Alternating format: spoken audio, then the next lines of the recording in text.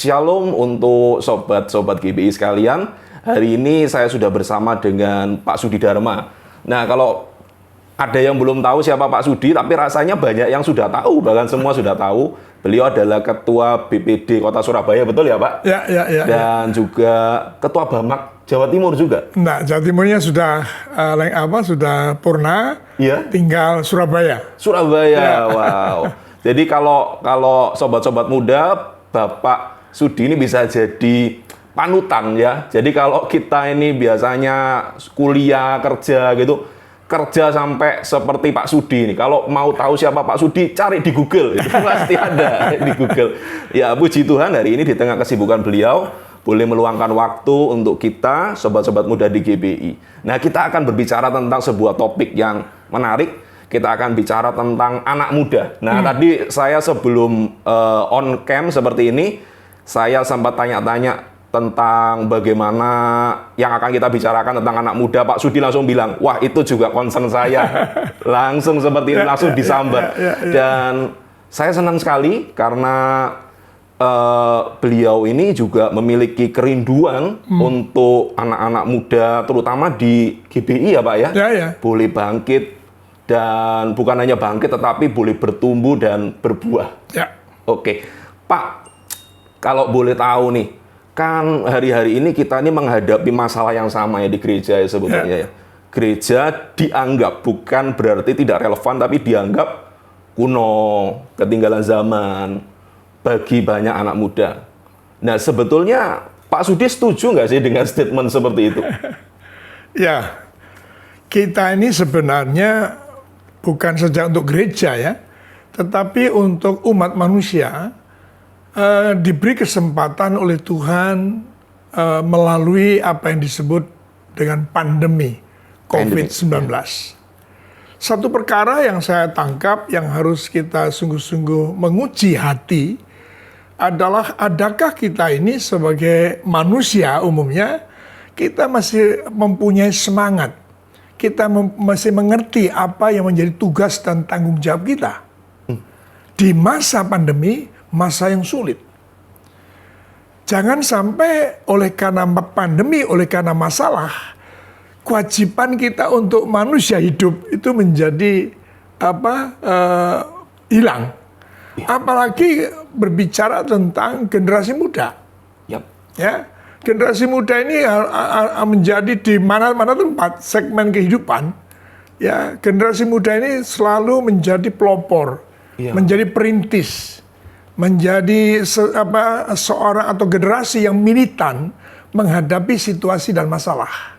Sehingga saya mengatakan melalui pandemi ini kita sedang diuji, apalagi gereja jelas sekali bahwa gereja ini punya peran yang sangat besar, yang sangat strategis dalam kehidupan. Karena firman-Nya mengatakan bahwa kamulah garam dunia, kamulah terang dunia. Itu jelas. Nah, masa-masa pandemi contoh 2 tahun lebih itu adalah merupakan masa-masa gelap. Di mana begitu banyak orang kehilangan harapan, kehilangan kegiatan-kegiatan yang biasa mereka lakukan, dan bahkan begitu banyak kondisi masyarakat yang mengalami penurunan dalam berbagai aspek ya akibat pandemi itu. Nah, sebenarnya disitulah sebenarnya harus nampak peran dari gereja ini. Peran dari gereja. Jadi satu kesempatan yang luar biasa yang kita bisa menguji diri dan melalui pandemi yang sudah bisa kita lalui bersama ini. Tetapi nilai-nilai itu akan teruji ketika ada masa-masa sukar. Ya, karena filosofi kehidupan kekristenan itu justru ada, ya, itu karena masa kesukaran, masa sukar, masa gelap. Itu justru disitulah peran gereja.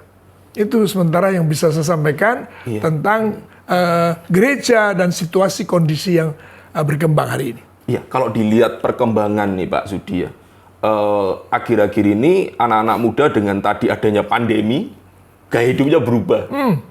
Sekarang semuanya enjoy ada di kamar, menikmati Netflix, Hotstar dan sebagainya, mereka nonton dan pokoknya enjoy himself.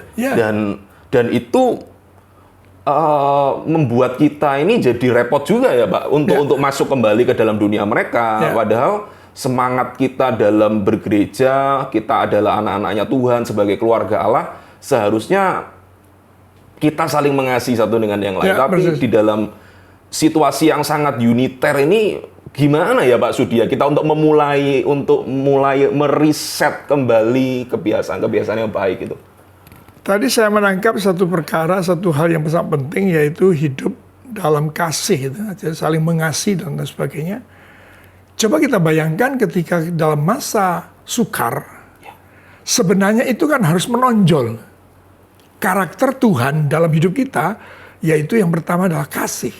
Yes, setuju. Nah, bagaimana kondisi yang ada atau realita yang ada ketika masa pandemi atau dengan dampaknya daripada adanya pandemi itu, ya, sehingga kita sekarang melihat bahwa harus menjadi perhatian kita bersama, perhatian keluarga, perhatian gereja, untuk jangan sampai kita larut dengan perkembangan situasi yang ada, menjadi kehilangan jati diri. Kehilangan peran, mengkompromikan diri dengan situasi kondisi. Ini jelas bukan sebuah kehidupan. Karena kehidupan yang Tuhan ajarkan kepada kita, yang Tuhan harapkan dari kita adalah justru seperti seperti yang saya katakan tadi di depan, adalah garam bagi dunia, terang bagi dunia. Harus signifikan seharusnya. Harus. Jadi harus menyatakan identitas yang sebenarnya. Siapa kita? Kalau kita mau menyebut umum, seperti katakanlah seorang Kristen, ya secara umum. Tapi karena dalam segmen yang ada dalam satu keluarga, dalam tatanan populasi, saya melihat adanya peran yang sangat besar dari pemuda. Karena pemuda ini adalah umur produktif. Ya, memang terjadi perubahan ya, dari mulai katakanlah kecil, bayi, kemudian anak-anak dikatakan, kemudian remaja dan dewasa. Nah, saya menyebutnya katakan kelompok yang sudah pasti adalah kelompok pemuda ini adalah kelompok yang sudah mencapai kedewasaan, yang sadar akan tugas tanggung jawabnya, yang sadar akan perannya, bukan saja peran hidupnya terhadap dirinya, tapi peran hidupnya terhadap masyarakat. Dan juga kerajaan Allah tentu saja. Jelas sekali. Jadi yang nomor satu yang saya maksud tentang masyarakat itu, karena kita ini berada dalam satu area yang jelas, yaitu kerajaan Allah. Ini yang harus nampak. Nah, kalau tadi kembali bagaimana ini kita bisa mengembalikan? Ya perjuangan ini. Kita harus bangkit, kita harus sungguh-sungguh mengerahkan atau memobilisasi potensi, energi, kesempatan yang ada untuk kita mengembalikan peran gereja itu, peran pemuda itu. Saya sering kali mengatakan, saya sering sharing di beberapa tempat ketika kumpul tentang soal dalam konteks wawasan kebangsaan. Di mana peran gereja? Saya selalu katakan pertama adalah gereja itu harus berwawasan kebangsaan. Yang kedua, gereja itu harus kembali pada tempatnya. Gereja yang ketiga adalah gereja yang harus berfungsi sebagaimana mestinya.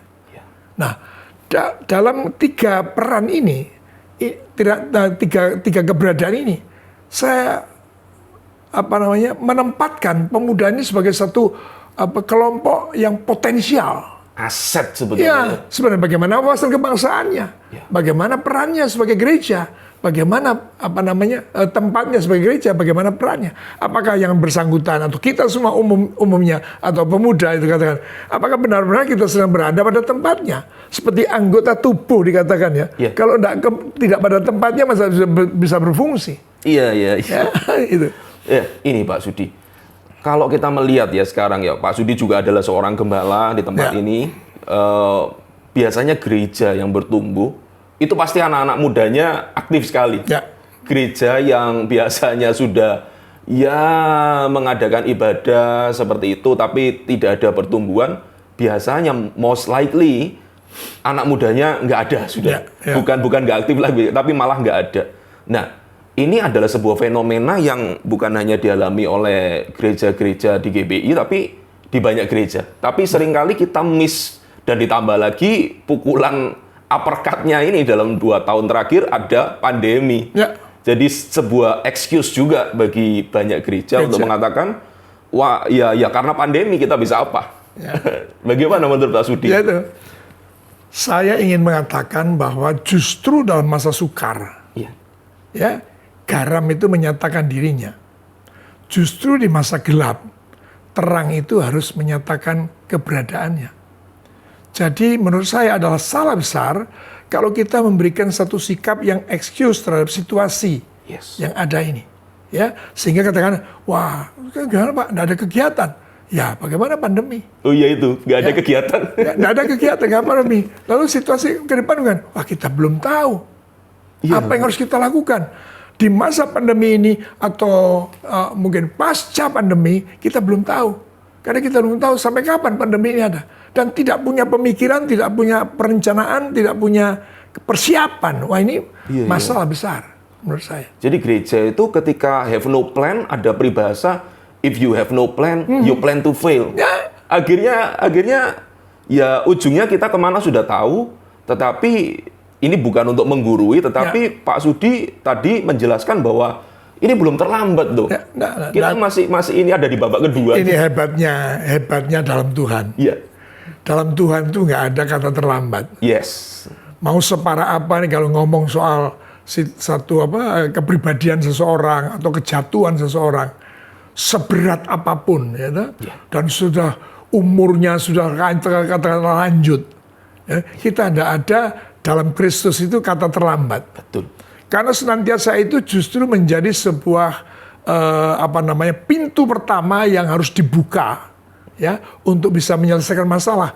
Berapapun umur seseorang, seberapa berat pun persoalan seseorang, sejauh manapun penyimpangan kehidupan seseorang, itu justru pintu pertama adalah kembali sadar akan Tuhan. Ya, sehingga tidak ada kata terlambat. Ini luar biasanya. Nah, demikian juga kembali pada masalah kita sekarang. Gereja di tengah situasi kondisi kemajuan zaman dan sebagainya. Dan ini memang semuanya sudah diizinkan. Diizinkan oleh Tuhan. Tetapi bukan berarti kita harus ikuti arus itu, tapi kita harus kembali kepada apa yang menjadi perintah Tuhan. Tidak mungkin bagaimana seperti tadi kita singgung. Ya ini pandemi. Ada kegiatan. Itu namanya kita kalah dengan situasi. Justru keberadaan gereja atau fungsi atau kewajiban gereja itu akan nampak ketika ada masalah. Harusnya kita yang jadi terang ya. Ya. Jadi menjadi garam, menjadi pelopor, menjadi sesuatu yang sebagaimana Tuhan Yesus pernah mengatakan bahwa seorang tabib itu dibutuhkan bukan oleh orang yang sehat. Oh, totally agree. Setuju banget. Tapi justru dibutuhkan oleh orang yang sakit. Orang yang sedang punya masalah. Dan disitulah sebenarnya kehadiran Yesus, kehadiran gereja, kehadiran kita. Itu harus nampak. Nampak ya. Nah kalau tadi saya singgung sedikit tentang belum terlambat. Kita tidak boleh bersikap kalah. Kita tidak boleh bersikap sudah terlanjur. Ini sudah terlalu dalam kita ketinggalan. Nggak bisa. Seberapa? Karena apa? Tuhan tuh selalu akan melakukan sesuatu dari kebangkitan kita, kesadaran kita. Dari apa yang menjadi keinginan kita, yang masih belum kita wujudkan, tapi saya ingat pelajaran dari anak bungsu. Oh iya.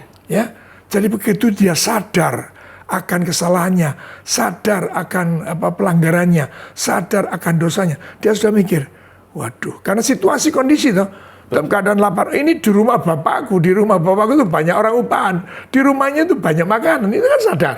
Waktu lapar baru sadar. Betul. Dan itu memang masalah itu harus menyadarkan kita. Seperti apa yang situasi bangsa ini atau situasi zaman ini, itu harus segera menyadarkan kita. Itu nomor satu. Jadi kegerakan yang harus kita lakukan itu bukan sesuatu yang latah. Tapi disadarkan oleh karena situasi, dan itu kita lakukan muncul dari dalam. Sebagaimana contoh kalau menyinggung soal ini, Yesus itu tidak pernah paksa loh. Seperti panggil, Matius, pemungut juga itu. Apa sih ngomong gitu? ikutlah aku. Tinggal, dia tidak pakai paksa-paksa. Yes. Karena diharapkan apa? Muncul dari dalam dirinya. Iya, Itu jadi sesuatu yang muncul dari dalam itu yang justru dihargai oleh Tuhan. Bukan dipaksa. Iya. Ya, tetapi bagaimana bisa muncul? Sadarlah akan situasi. Kalau pertama katakanlah sadar situasi akan keadaan diri. Oke, mungkin masalah diri tidak ada masalah. Sadar akan situasi, lingkungan, paling tidak keluarga.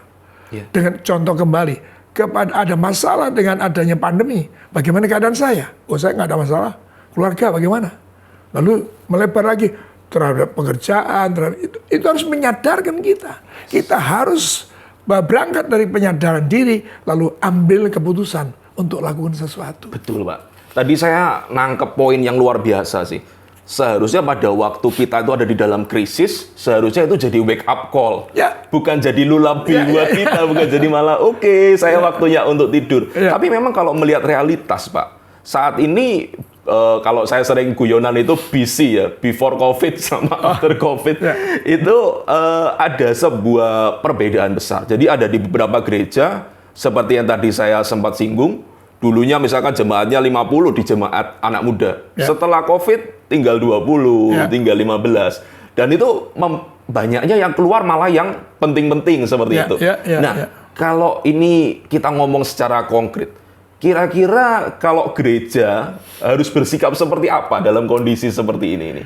Berarti bahwa gereja, ini umum dulu, gereja itu belum siap menghadapi situasi yang tidak terduga. Ya. Dengan melihat kenyataan sebelumnya 50, sekarang tinggal 20. Ini segera harus menyadarkan diri. Yes. Bahwa selama ini ada sesuatu yang bisa jadi salah yang dilakukan oleh gereja secara umum. Ya, dan bisa jadi itu satu pembelajaran untuk melakukan sesuatu pembaruan. Ya, bagaimana untuk bisa mempertahankan situasi 50 tetap 50, bahkan 50 mungkin bertambah karena masalah-masalah. Karena 50 tadi itu militan semuanya. Yeah. Justru dalam keadaan yang pandemi, justru mereka nyerang. Iya, terang. Loh, begitu masa pandemi justru tidak 50 tapi malah 100 kan? Yes. Harusnya seperti itu. Seperti konsep pengajaran 1, 2, 5, 5, 2, 1 kalau saya anggap. Ya, diberi 5 jadi 10, diberi 2 jadi 4. Yang 1 malah main aman ya. Ya, lakukan sesuatu. Nah, konsep-konsep kehidupan, konsep-konsep permasalahan itu sudah sangat diajarkan sebenarnya. Tinggal bagaimana kita menerapkan dalam kehidupan ini. Jadi hal lain yang perlu saya ingin sampaikan adalah masih banyak kita menganggap bahwa masalah rohani.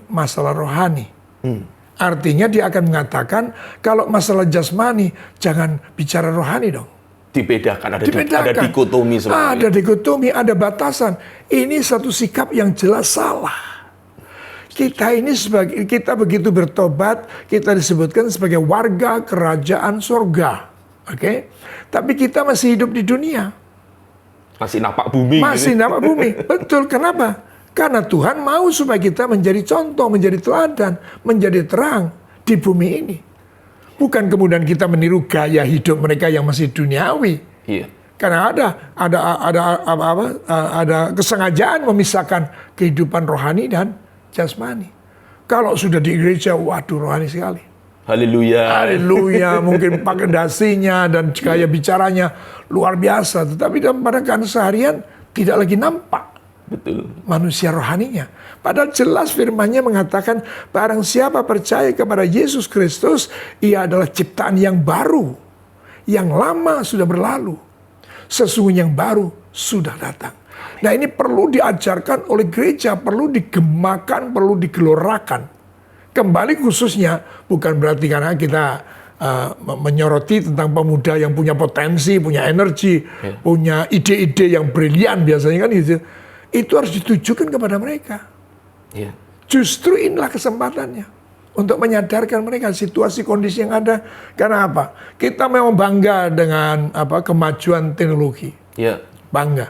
Tapi di sisi lain tidaklah sadar bahwa dunia ini sedang menghadapi permasalahan yang besar.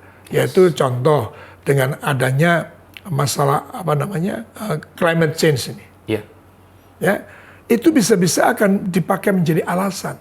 Apalagi yang namanya HP atau peralatan komunikasi, kemajuannya itu saya katakan tidak bisa dihadang. Apakah kemudian kita menjadi enjoy, menjadi memanfaatkan sepenuhnya untuk keinginan pribadi kita? Ini pertanyaan besar yang harus diingatkan kepada kita sekalian, khususnya anak muda. Yeah. Karena apa? Begitu banyak orang begini. Oh, apalagi kalau bicara sekarang ibadah online. Saya seringkali terus terang aja melemparkan secara sampling ya, secara acak. Pak, gimana? Sudah onsite? Enggak, Pak. Kami enggak berani masih. Ya. Kami masih mengikuti online. Oke, masih online. Puji Tuhan ya. Kemarin ngikuti itu ibadah. Pak, sorry Pak. Sekarang itu begitu banyak yang bisa kami pilih, Pak. Tadi saya terus terang aja, Pak, saya tidak ngikuti khotbah Pak. Wow. Ini berarti satu nilai hubungan antara gembala dengan jemaat itu sedang bermasalah. Yes. Nah, ini harus kita akui dan ini harus kita benahi. Kita harus segera sadar, sekali lagi berangkatnya dari sadar untuk melakukan sesuatu. Jadi kita nggak boleh denial itu ya? Nggak bisa. Iya. Kita nggak boleh diam, kita nggak boleh diam, menyerah, ya. Karena kita akan dilipas oleh kemajuan. Karena apa? Saya katakan kemajuan teknologi itu tidak bisa dihadang. Kemudian masalah climate change itu juga nggak bisa dihadang. Karena apa? Itu sudah dalam nubuatan. Yes. Permasalahan-permasalahan apa yang disampaikan di Matius 24 tentang akhir zaman itu semuanya nggak bisa dihadang. Kita bisanya harus mengambil sikap antisipasi bagaimana menghadapi masalah itu. Ya. Tinggal respons saja ya. Respon kita seperti apa dan bagaimana kita harus menghadapi situasi itu. Situasi perang, situasi kelaparan dan sebagainya. Itu nggak bisa dihilangkan atau supaya tidak terjadi. Nggak mungkin. Iya. Ya. Jadi kalau ngomong generasi nih Pak, hulunya itu sebetulnya di anak-anak. Nah, ini kan dari BPD, didukung oleh BPD, kita akan mengadakan KKR anak nih Pak. Ya. Jadi nanti 30 Juli kita akan adakan KKR anak. Jadi untuk Sobat GBI jangan lupa untuk datang. Nah, kalau berkaitan dengan gereja secara umum, nah ada beberapa, kalau di tempat ini tentu saja sudah kalau bahasa Jawanya sudah diopeni anak-anak itu ya.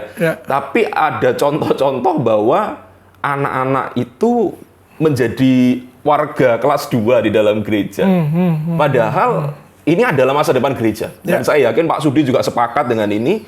Dan memang respon kita ini seharusnya bagaimana sih kita melihat mereka sebagai anak yang barangkali quote-unquote barangkali masih belum kelihatan potensinya, masih belum bisa apa-apa, tetapi ini adalah anak yang Tuhan titipkan bagi gereja. Ya, persis.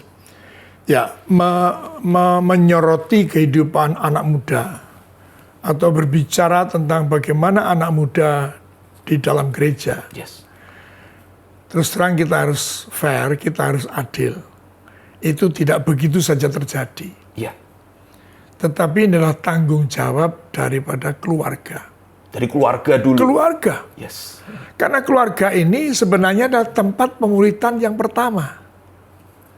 Jadi bertumbuh, berkembangnya kehidupan anak muda dari yang namanya bayi, anak-anak, kemudian remaja, menjadi pemuda dan seterusnya, itu bergantung dari bagaimana orang tua.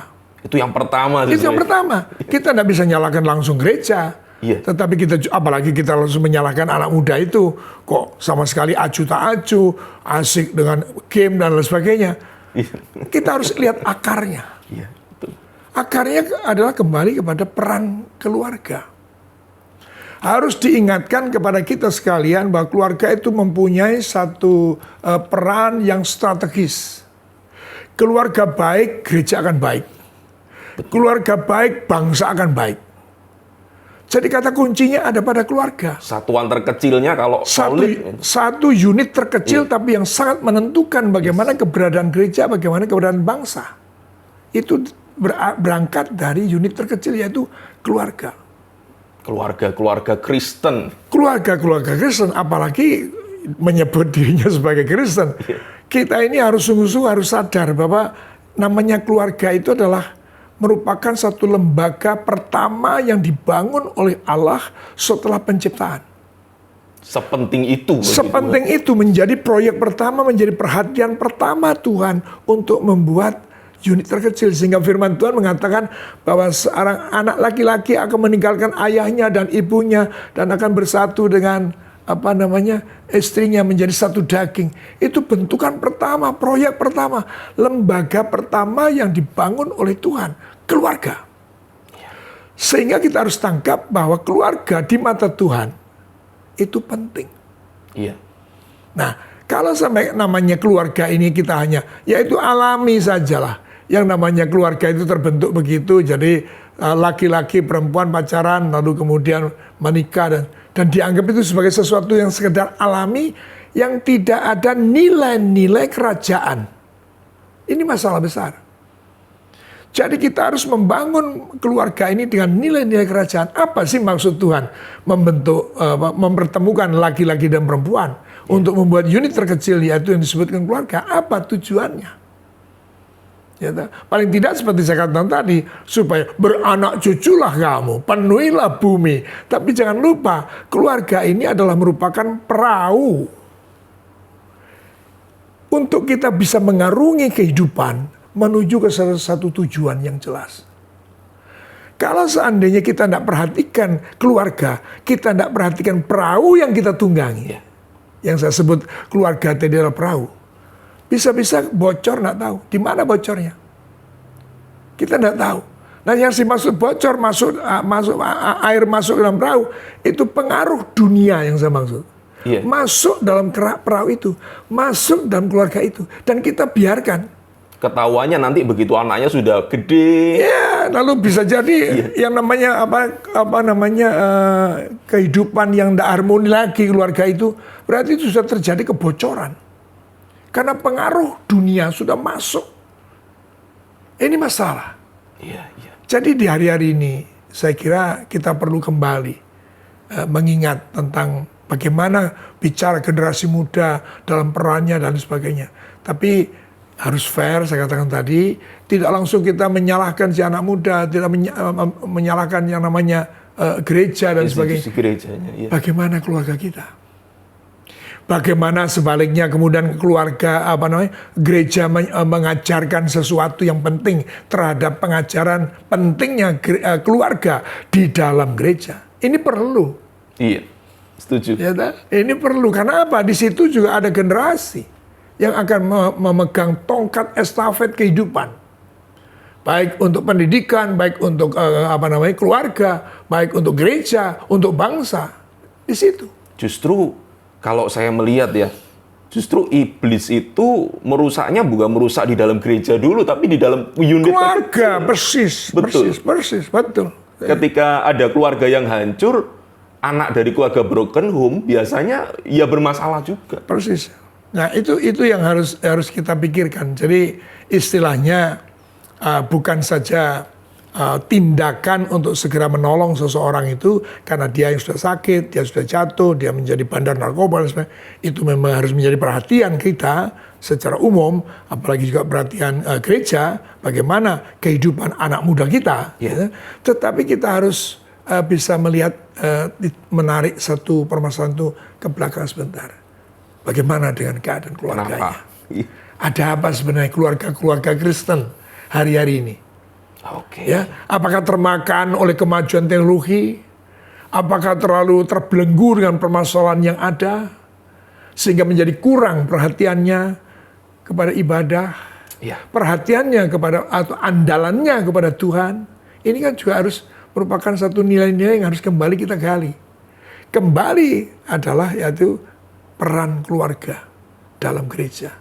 Itu akan juga memberikan sumbangsih, kontribusi yang tidak ternilai Bukan saja keberadaan gereja menjadi bertumbuh berkembang, tetapi potensi anak muda tadi itu menjadi tertangani dengan baik, dipersiapkan dengan baik untuk siap menjadi generasi yang siap untuk terima tongkat estafet. Yes, betul sekali. Ini sesuatu yang harus kita pikirkan bersama. Iya. Nah, oke, kita sudah berbincang-bincang cukup lama dan ini karena nanti yang melihat ada banyak dari kakak-kakak yang dari sekolah minggu, kakak-kakak pembina dari remaja dan sebagainya. Ini untuk yang terakhir nih Pak Sudi. Saya nggak mau menyandera Pak Sudi lebih lama karena ada banyak urusan beliau setelah ini. Apa sih pesan di tengah-tengah situasi yang nggak gampang ini Pak? Kita dulunya sebelum pandemi barangkali sulit, tapi ini sudah sangat sulit karena ada banyak sekali keterbatasan, ada banyak orang tua yang mulai menutup pintu dan sebagainya. Pesannya apa sih Pak buat kakak-kakak pembina, untuk kakak-kakak pembimbing di gereja lokal? Ya, kalau saya mau menyampaikan secara langsung itu kepada pembina, ya, pertama adalah sadarilah diri kita ini. Kita ini siapa? Yes. Ikutan atau predikat daripada penyadaran tentang siapa diri saya, itu akan muncul banyak sekali. Yeah. Kalau dimulai dari saya adalah seorang Kristen, saya adalah seorang leader, saya adalah seorang pembimbing, itu akan muncul semuanya. Betul. Maka langkah kedua yang harus dilakukan setelah kita menyadari siapa diri kita, adakah saya berada pada tempat itu? Saya tetap konsisten tentang gereja yang harus pada tempatnya. Karena kalau gereja sudah tidak pada tempatnya, itu namanya di luar rancangan Tuhan. Jadi disfungsi itu tadi. Disfungsi. Ya. Jadi kita mau paksakan untuk berfungsi nggak bisa. Mau dipaksain, mau diseminarkan atau mau di apa semua, nggak bisa. Pokoknya pertama adalah kembali pada tempatnya dulu. Kembali pada sadar siapa diri saya ini. Harus ngaca dulu. Iya, ngaca dulu. Dengan firman Tuhan. Iya. Jadi itu. Nah, kemudian baru kita akan sadar, kita akan muncul sederetan, caratan, berbagai macam narasi yang akan kita ngerti. Saya percaya otomatis begitu saya sadar siapa saya seorang bapak, contoh begitu, akan muncul. Saya seorang leader dalam satu gereja, muncul semuanya begitu. Yeah. Nah, langkah berikutnya adalah adakah itu semuanya sudah kita lakukan? Nah, ini yang penting. Jadi kita tidak terjebak kepada hanya tugas keseharian. Karena saya WL, ya saya jadi WL. Menyanyi gitu aja. Tapi tidak ada persiapan, tidak ada penyadaran untuk apa itu semuanya. Kaitannya ke kanan kirinya itu kita lupakan. Yang penting saya sudah lakukan tugas saya. Yang dipikir itu adalah tugasnya, padahal belum ya Pak? Belum. Karena apa? Karena kehidupan ini bukan hanya soal status, soal jabatan, soal pekerjaan. Bukan itu. Itu kan sangat kompleks yang namanya kehidupan ini. Apalagi berbicara tentang peran seorang pembimbing, peran seorang leader, peran seorang pembimbing atau apapun yang punya tanggung jawab terhadap mereka yang dibimbing, punya tanggung jawab terhadap mereka. Jadi peran dari seorang gembala terhadap domba gembalaannya.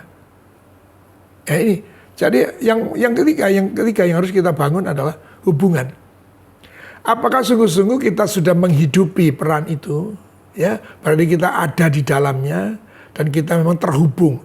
Jadi yang namanya kebenaran itu kita kerjakan dalam kehidupan keseharian. Karena seperti kembali pada pernyataan yang di atas tadi, ketika kita sadar kita mau berangkat ke gereja, gaya jalannya berubah, cara bicaranya berubah, ya, atau kemudian menyampaikan tidak pernah biasanya ngomong menyapa seseorang, wah sekarang setiap orang disapa. Kenapa sadar dia sedang berada di gereja? Tidak demikian. Jadi secara umum sebenarnya dimanapun kita berada, kita harus menampilkan keberadaan kita, status kita, karakter kita, ya, ciri-ciri kita sebagai manusia baru itu harus nampak. Betul. Ya, nah sehingga kembali kepada para pembimbing dan sadari dulu, ya, siapa Anda di hadapan Tuhan, apa yang sudah dilakukan selama ini. apakah hubungan antara dirimu dengan Tuhan itu sudah benar-benar bisa dirasakan, bukan hanya untuk kita, tapi orang lain. Kemudian apakah diri kita dalam kaitan tugas tadi itu benar-benar sudah kita melakukan. Dan kalau melakukan itu ada sederetan syarat ya. Karena melakukan segala sesuatu itu harus pakai dasar kasih. Tidak boleh seorang leader atau siapapun kita sebenarnya sedang melakukan satu aktivitas tidak pakai dasar kasih. Tidak boleh. Jadinya keluar dari konteksnya nanti. Nah, sudah keluar. Jadi untuk apa? Oh, kalau begitu hidup ini, pelayanan ini lalu berubah. Pelayanan ini untuk hidup. Iya. Wah, ini bahaya sekali. Padahal Tuhan mengatakan, aku datang bukan untuk dilayani, tapi aku datang untuk melayani. Jadi artinya sebenarnya hidup ini untuk melayani, bukan melayani untuk hidup. Kan beda. Betul, betul sekali. Ya, jadi. Ya, baik Sobat GBI sekalian, kita sangat diberkati hari ini. Saya secara pribadi mendapat privilege untuk mendengar dari Pak Sudi secara pribadi. Dan pasti urapan yang sama, knowledge dan kemudian dasar bagi kita untuk melakukan juga dapat didapati oleh sobat-sobat GBI sekalian. Nah, saya mau ingatkan sekali lagi, kita ada KKR Anak tanggal 30 Juli. Jangan lupa datang. Jadi kita tempatnya nanti ada di sebuah mall dan di New Life. Saya agak lupa New Life. Saya lupa nanti bisa dilihat di bawah, ya. Nanti bisa dicatat dan bisa dihubungi kalau ada kontak personnya dengan Kak Ella. Jadi jangan lupa untuk bisa datang dan mendukung acara ini, ya. Dan kita berjumpa di sana nanti sekalian dengan papa mama bisa fellowship bersama setelah 2 tahun pandemi yang melelahkan ya Pak Sudi. Kita bisa akhirnya berkumpul kembali di dalam kasih Kristus. Baik, saya kira demikian dan Tuhan Yesus memberkati. Salam untuk keluarga, Bapak Ibu sekalian, Sobat GBI di rumah. Shalom. Ya, puji Tuhan. Dari saya, tetap sehat, semangat, sukacita. Haleluya. Amin. Oke, Pak.